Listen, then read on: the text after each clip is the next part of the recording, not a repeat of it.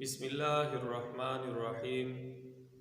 मोहतरम नाज़रीन, څنګه چې ستاسو په علم کې دا چې موږ د میراثو د دروسو سلسله شروع کړې ده، دغه سلسله کې دا 22 نمبر درس دی او دې درس کې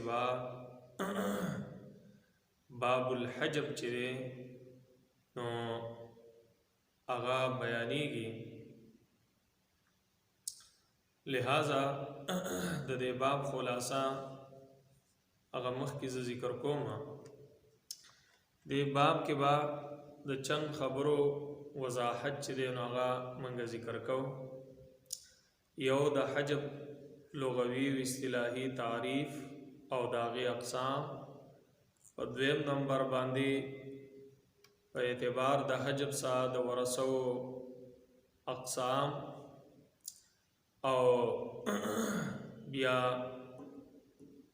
بیان د دو اصولو او بیا په آخر کې یو اختلافي مسله او بیا مثالونه. دې باب کې به دا خبرې ذکر کیږي. اولنۍ خبره چې هغه تعریف ته حجب دی نو حجب دا په لغت کې منع ته ویلې کیږي او په اصطلاح کې ویلې کېږي هو منع لشخص معین من میراثه اما كله او بعضه لوجود شخص آخر. یو کس د میراث وړلو نه د ټول نه یا د بعض نه منع کول بل کس د موجودګۍ د وجې نه دې ته حجب ویلې کېږي. دا حجب چې دی نو دا بیا په دوه قسمه باندې دی. یو حجب حرمان دے او بل حجب نقصان دے. حجب حرمان ویلے کیږي هو منع لشخص معین عن الارث بالکلیه. یو کس د ټول میراث نه بالکلیه محروم ګرځول لوجود شخص آخر د بل کس د موجودګۍ د وجې نه دې ته حجب حرمان ویلې کیږي. او بل دے حجب نقصان. نو حجب نقصان ویلے کیږي هو منع لشخص معین عن سهم معین الى سهم اقل. یو وارث هغه د خپل متعین حصے نه کمی حصے ته منتقل کول دې ته چې دی نو حجب نقصان ویلې کیږي. دویمه خبره اقسام د ورثو په اعتبار د حجب سره. نو حجب نقصان چې دی دا 5 قسمه ورثو کې چې دی جاری کیږي چې په هغې کې زوجین دي، د مړي ښځه، د مړي خاوند او دارنګې ده بنت الابن او اخت لابن. دا 5 ورثه داسې دي چې په دې کې حجب نقصان چې دی نو هغه جاری کیږي.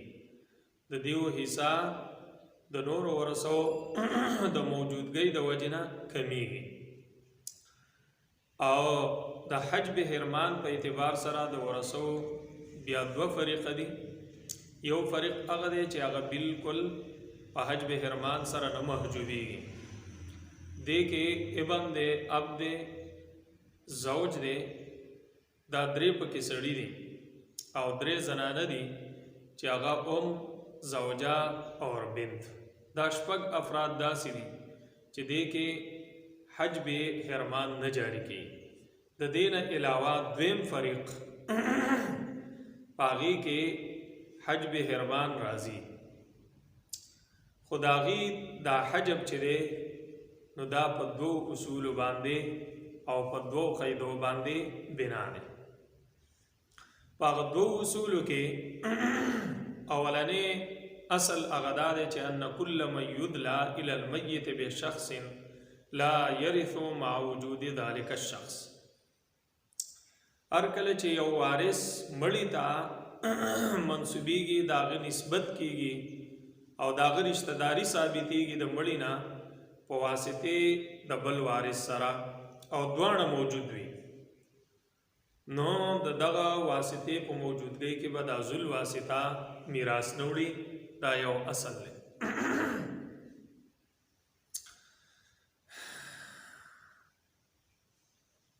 دلته کې وشکال راځي، وشکال دا راځي چې اولاد الام مثلا اخت لامین دا د په موجودګۍ کې میراث وړي. حال دا دی چې واسطه ده او اخت لامین دا ذل واسطه ده.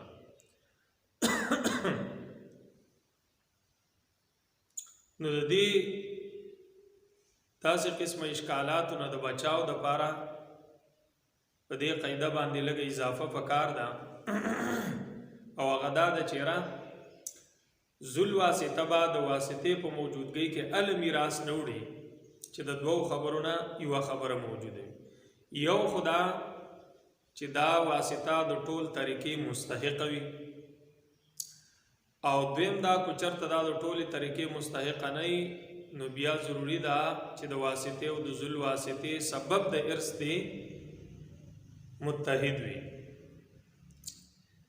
کو چرته داسې نه وه نو بیا دا اصول جاری کیږي نه. لکه اولاد الام کې دا یو قید نشته دی، هلته چونکې واسطه د ټولې طریقې مستحقه نه ده، د دې وجې نه اخت لامین وغیره ذل واسطه چې دی نو هغې ته میراث میلاویږي. دارنګې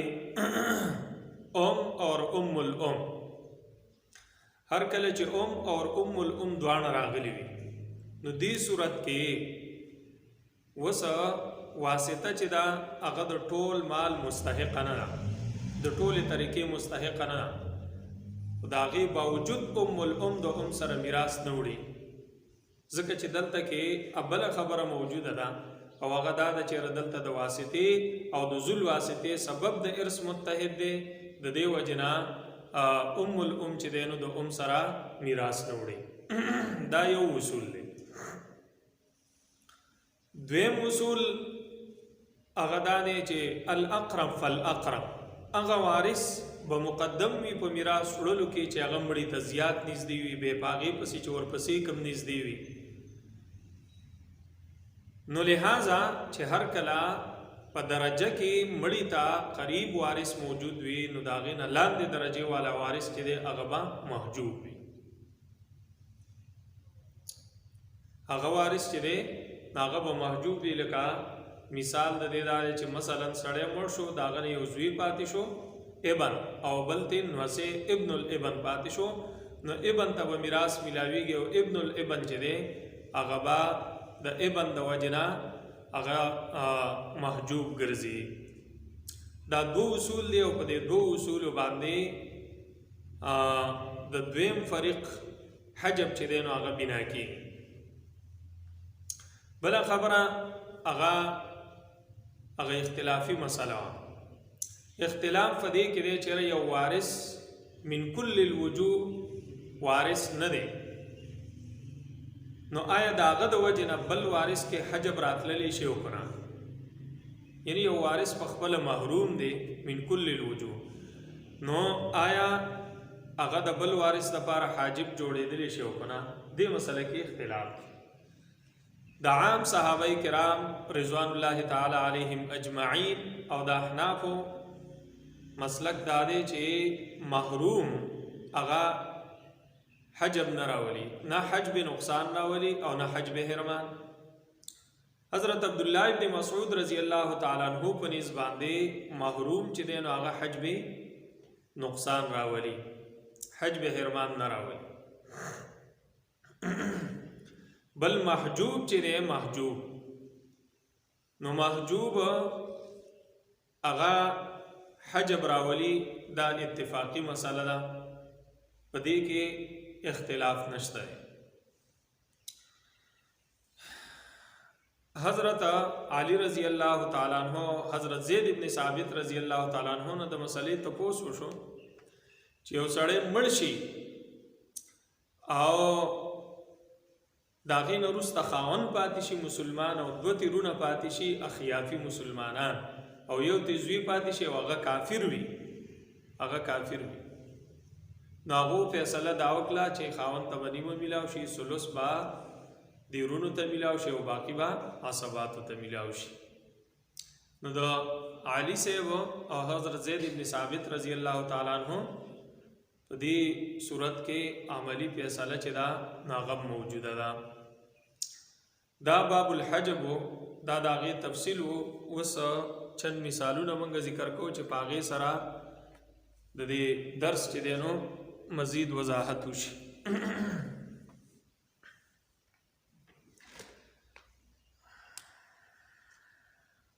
حجب نقصان کې مونږ ویلو چې 15 نفر دي 15 افراد دي نو هغه کې چند مثالونه ذکر کوم.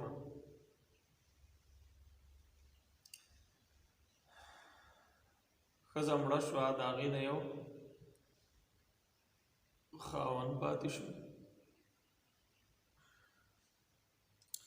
او یو تی لور پاتې شو او یو تی تره پاتې شو. زوج ته به اوس ربع میلاو شي. دې کې حجب نقصان رالی د بنت وجه نه، دې ته به نصف میلاو شي، دا به عصبه شي، دې ته به ما بقیه میلاو شي.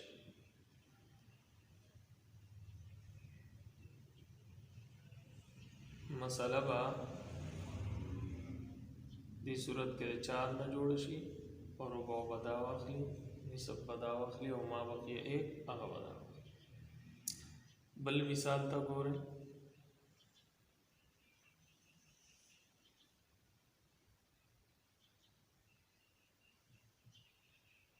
زوجان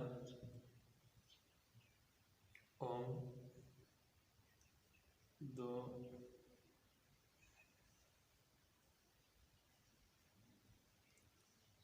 اختیانی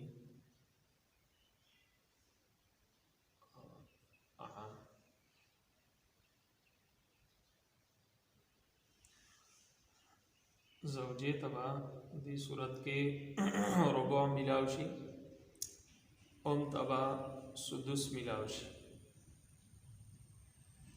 دی کے حجب نقصان رالے دمبڑی دے دو خویندو دو وجنا دیو تبا ثلثان ملاوشی.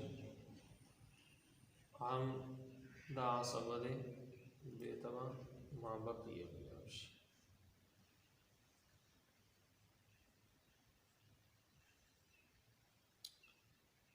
مسئلہ با د 12 جوړ شي، ربع به دا واخلي، سدس به دا واخلي، ثلثان به دا واخلي، 10 11 13 دې ته څه پاتې نشو. مسئله عائله شوه، 13 ته اول وکړو.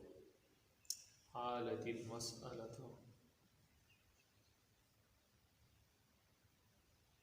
الى آخره بنسب سدسها وترا لا شفعا. دې طریقه باندې با دا مسئله حل شي.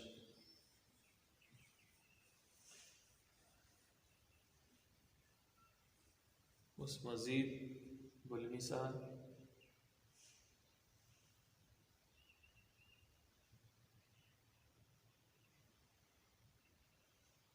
زوج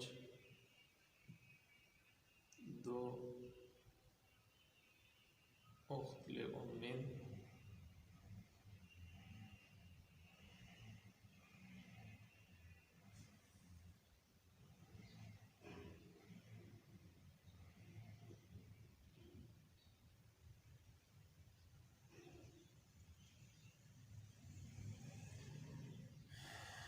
تا کافر دے ابن کافر او دادے عام.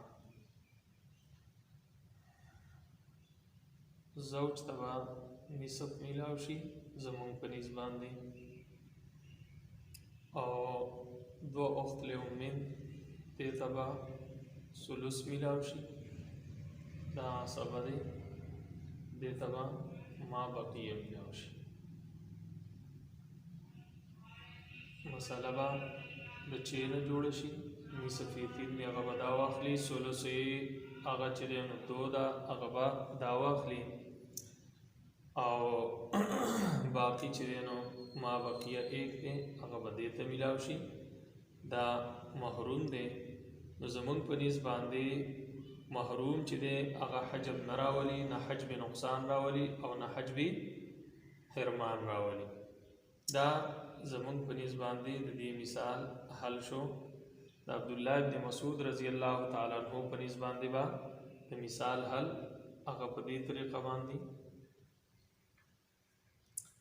زوج دو مختلف من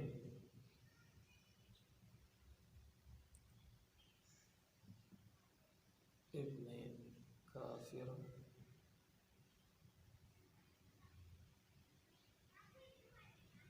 او عن ربع بدیت ملاو شي، ثلث بدیت ملاو شي، دا محروم دا سبا دیتا با ما بقی ملاو شي. مسئله با د 12 نه جوړ شي، ربع بیدا واخلي، ثلث بیدا واخلي او ما بقی 5 هغه دیتا ملاو شي. بل مثال محجوب هغه حجب راولي. د دې لپاره مثال